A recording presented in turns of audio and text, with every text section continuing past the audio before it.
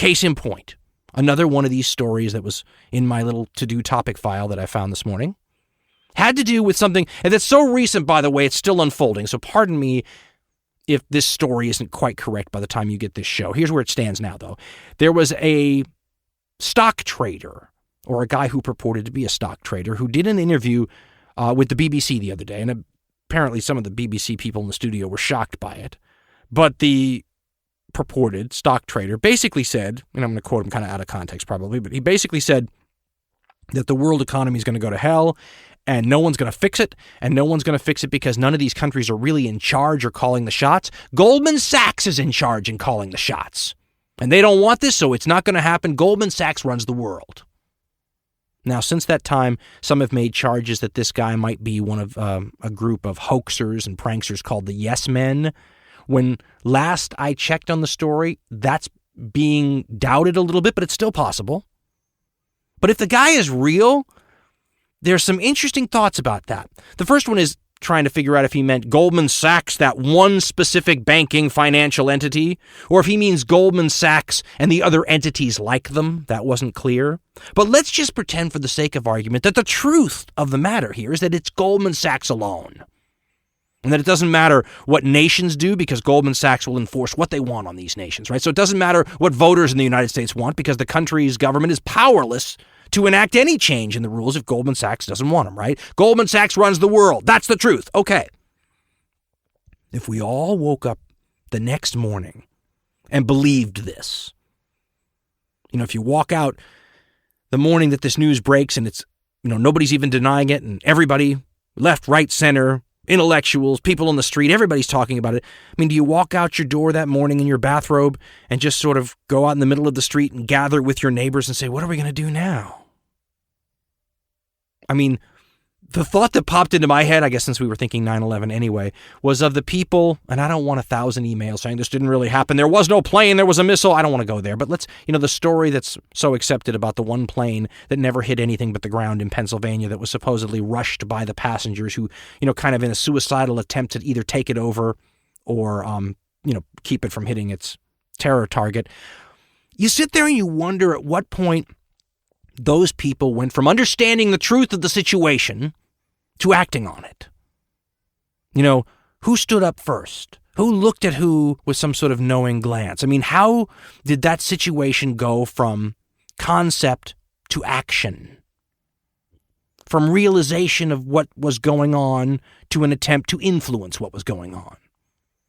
To me, that's the interesting crux of the issue. That's the important fault line. How do you cross that threshold? Concept to action. I used to think that all you needed to do was break on through this truth barrier and the situation would solve itself. But if we woke up tomorrow morning to the news, Goldman Sachs runs the world, what are you going to do about that? You're going to have a little lunch and then call your congressman and say, I don't like the fact that Goldman Sachs runs the world. Do something about that. This is the key. When you start to realize if reality was like A, and A was terrible and worrisome and shocking, what would you do about it? Even if you agreed with all your neighbors, what would you do about it? 1 week after we all agree Goldman Sachs runs the world, what's happened? Does the government go and take on Goldman Sachs because enough of us called our congressman? I mean, this is where I'm starting to get stuck on this idea of, the fault line between truth, acknowledgement of the truth, and then acting on that information. I don't see the acting coming. And I'm not sure it would come even in the most extreme situations, namely, the news breaking that we weren't really in charge tomorrow morning. Now, this brings me to the protests going on right now over in Wall Street, and several of you emailed me and said, Jan, you're going to talk about the Wall Street protests? I watched a little of the coverage of the small group of people protesting outside Wall Street.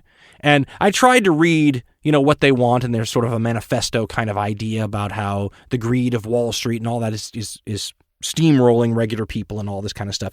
It's an old and understood sort of critique.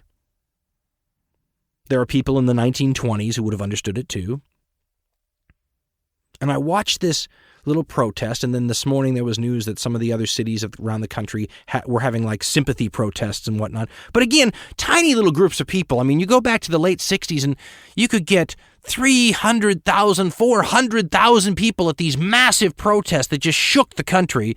And, you'll get 80 or 100 or 200. I don't know what it is in Washington, but part of the problem is when you look at it, you just go, it's a few people. What's going on there?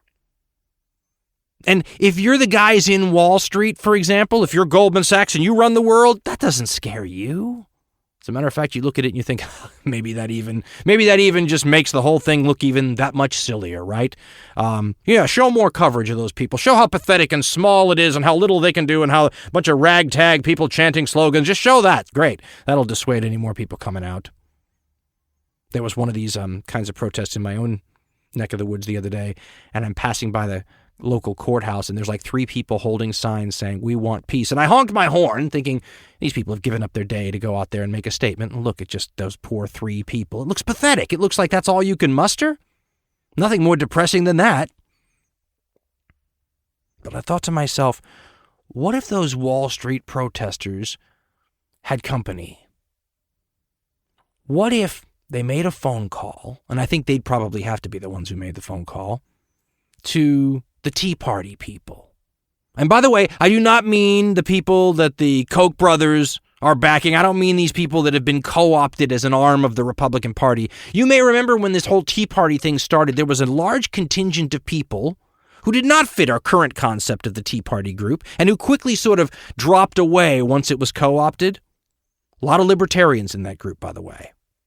Call those people up and say, look, I know we don't agree on much, and I know our concept for what kind of a country we want is different. But the only way we're going to be scary to the people that we need to scare, and the only way we're going to be a force that politicians and pundits and the political class needs to pay attention to, is if we drop the division and start working together. We can fight about the specifics later. Can we all agree that we're not running the country? I mean, if Goldman Sachs were running the country like that, Wall Street guy said, wouldn't you have to make common cause with the rest of the citizens in the country and just say, look, we'll fight later. We can't let Goldman Sachs run the country. Don't we all think that the country needs to be run by the voters of the country? Is there anybody who doesn't think? Let's just take anyone who thinks that the voters of the country shouldn't be running the show outside the debate. Those people are not on our side. But anybody who thinks that the voters of the USA should be running the show, that's something that can unite us right there. There's change that can be made on that basis alone if we could just agree on that. There are people who keep us divided, folks, on purpose. They do it professionally. Turn on your television.